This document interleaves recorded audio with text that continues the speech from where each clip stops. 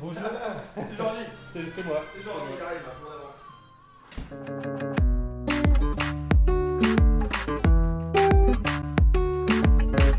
C'est toujours une expérience intéressante et puis avec les thèmes qu'on aborde de chaque année, on rigole plutôt des mises en scène et des idées de chacun. Il y a des gens qui sont récurrents, qui adorent ça et qui trouvent ça super rigolo et très intéressant, et d'autres effectivement qui sont tout nouveaux ou qui gens qui repartent, qui reviennent, voilà, en fonction des disponibilités de chacun et de leur envie par rapport au thème. Vous écoutez Reusévox, le podcast de la ville de Rezé. Chaque mois, nous allons à la rencontre de femmes et d'hommes qui agissent, inventent, témoignent sur leur parcours, sur des faits ou sur des façons de faire dans notre territoire.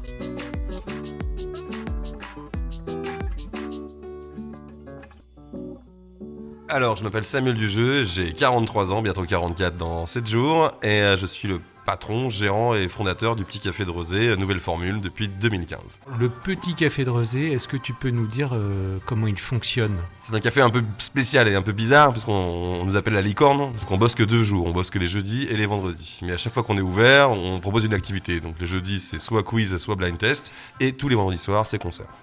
Alors, il y a une initiative que vous avez prise il y a 7 ans, c'est ça, 7 ans 7-8, ce calendrier solidaire dont on va parler. Comment est née déjà l'idée d'un calendrier solidaire ? C'est parce que vous avez vu d'autres exemples ailleurs ? Comment ça s'est passé ? Alors tout d'abord, quand on a ouvert le café, on savait pas si ça allait marcher. Donc la question qui s'est posée, c'est quitte à faire des choses folles, autant faire des trucs rigolos dès le démarrage. Donc on s'est dit, bah tiens, on va faire un calendrier. Alors oui, l'inspiration, c'est les dieux du stade. Mais bon, vu qu'on n'est pas des rugbyman, on a fait ce qu'on a pu avec ce qu'on avait. Mon associé était photographe à l'époque. Donc on a décidé de faire ça déjà avec les copains pour rigoler. Et après, les filles ont voulu faire la même chose l'année d'après. Et c'est parti comme ça. Et après, c'était mix avec des thèmes différents chaque année. Et tout ça pour effectivement financer une association qui s'occupe d'enfants malades. Pour l'instant, on est toujours avec l'association Pour le sourire d'Isaac qui s'occupe des enfants qui sont atteints du gliome infiltrant du tronc cérébral. C'est une tumeur mortelle de l'enfant. Donc des gamins qui passeront pas l'année en l'occurrence. Et effectivement, c'est pour financer des vœux de leurs derniers vœux.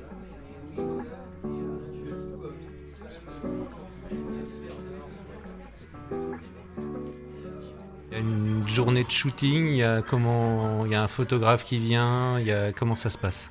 Alors tout simplement, voilà, on fait appel à candidature, on remplit effectivement un calendrier pour le shooting sur la journée de shooting. Chacun décide effectivement en fonction du thème, décide d'une photo qu'ils veulent faire avec le photographe. Et donc on a un photographe professionnel qui s'appelle Jean-Marie Jagu qui vient chaque année shooter le calendrier dans l'ordre de passage de la journée. Et voilà, normalement une journée c'est plié, il prend un quart d'heure pour shooter une mise en scène, donc ça va très très vite. Et il a une patte qui est reconnaissable entre mille. Voilà, il est ancien photographe de concert et de Kokomo. Donc c'est à la fois les gens qui travaillent ici, les clients, les voisins, c'est qui est-ce qui participe du coup ? Tous ceux qui veulent. Voilà, c'est sur une base de volontariat, on fait un appel au volontariat, et donc c'est de la famille, des amis, des clients, des voisins, enfin voilà, c'est le quartier, des gens un peu plus, même des gens qu'on connaît à peine et qui disent bah, nous on aimerait bien faire ça, on trouve que l'idée est intéressante et pour une bonne cause ils sont prêts à se dénuder quoi. Et on est à poil ou pas, ou alors effectivement certains avec quelques vêtements. L'intérêt c'est qu'évidemment on ne voit pas les choses les plus coquines, voilà, on voit juste des corps dénudés, des corps de tous les âges. L'intérêt effectivement c'est de rigoler un coup. Pour certains c'est une épreuve, donc en fait ils veulent se confronter à leur propre vision de leur corps. Et à ce titre-là, non, c'est toujours une expérience intéressante. Et puis avec les thèmes qu'on aborde de chaque année, on rigole plutôt des mises en scène et des idées de chacun. C'est assez facile finalement parce que le plus dur c'est les photos de groupe collégiales qui sont un peu complexes à mettre en œuvre. Mais après, quand on est 2 ou 3 sur la photo, ça passe assez bien. Et puis tout c'est reconnaissable entre mille très facilement. Et tu disais qu'il y a du monde, il y a des volontaires, toujours. Pour l'instant, effectivement, on n'a jamais manqué de volontaires. Il faut qu'on fasse 14 photos à l'année, la photo de couverture et la photo pour le 13e mois, puisqu'effectivement, on repasse sur le mois de janvier qui suit. Et en fait, c'est le teaser pour l'année d'après. D'accord. Voilà, 12 de l'année, plus la photo de couverture, et la dernière, effectivement, pour le mois de janvier de l'année qui suit. Il y a des gens qui sont récurrents, qui adorent ça et qui trouvent ça super rigolo et très intéressant, et d'autres, effectivement, qui sont tout nouveaux, ou gens qui repartent, qui reviennent, voilà, en fonction des disponibilités de chacun et de leur envie par rapport au thème. À la première année avec mon associé qui voulait faire une photo en faisant les Beatles en face, dans la rue d'en face, sur le passage à niveau, un peu comme Abbey Road. Ouais. Donc on a programmé la photo, on a attendu qu'il fasse nuit, on était prêts, on avait les guetteurs. Et au moment où effectivement on se décide à faire la photo, donc les gens qui regardaient qu'il y avait personne qui passait à ce moment-là, il y a des clientes qui viennent et qui s'arrêtent. En fait, il y a une voiture qui s'arrête à ce moment-là, et c'est des clientes. Et elles disent mais qu'est-ce que vous faites? Et on dit on fait des photos promotionnelles pour le petit café. Enfin voilà, on s'est fait griller quoi. Alors cette année, c'est le sport, je crois. C'est ça. Est-ce que tu peux nous dire un petit peu ce qu'il y a eu avant, les thèmes que vous avez choisis avant? Alors la première année, donc comme je t'ai expliqué, c'était les garçons qui ont fait donc mise en scène sur l'année avec mise en scène dans un bar. La deuxième année, c'était les filles qui ont dit nous aussi on aimerait bien effectivement poser etc dans le calendrier. On dit ok, il y a pas de problème. Donc elles sont restées 24 heures avec une amie et une photographe pour pouvoir faire les photos. L'année d'après, qu'est-ce qu'on a fait? On a fait cinéma et série. Ensuite, on a fait BD et littérature. Ensuite, on a fait que si je me trompe pas, star de la musique. Ensuite, on a dû faire mythologie et histoire, reproduction d'œuvres d'art et là, sport. Pour les prochains, c'est quoi les trucs un peu fous que vous avez en tête? Alors l'année prochaine, techniquement, le teaser qu'on a, c'est Dessins animés de notre enfance. Donc là, on a le teaser, c'est Chapi Chapeau, Cruella d'enfer et Fifi Brin d'Acier. Voilà, ça c'est le prochain thème. Assez officiel, ce sera celui-ci.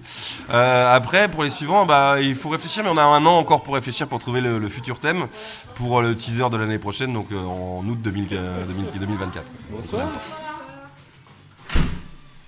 Faites le tour des maisons, tu sais, mais à poil, comme les pompiers, tu sais, ils passent par les poils, mais on demande un calendrier. Du coup, en tenue. Alors nous le problème c'est qu'effectivement ça nous dérangerait pas, mais je suis pas sûr que les maréchaussées soient d'accord. On a un peu rien à se caler. Alors, le calendrier, on le trouve ici essentiellement ou on peut le trouver ailleurs? On le trouve où? Alors habituellement on le trouve ici au bar, on peut demander effectivement par le biais des réseaux à se le faire envoyer avec un virement, et nous on vous l'envoie par la poste au besoin.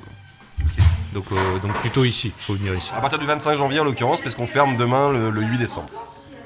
Et tu peux rappeler l'adresse? 7 rue Maurice Lagatu, 44 400 à Rosé. À Licorne.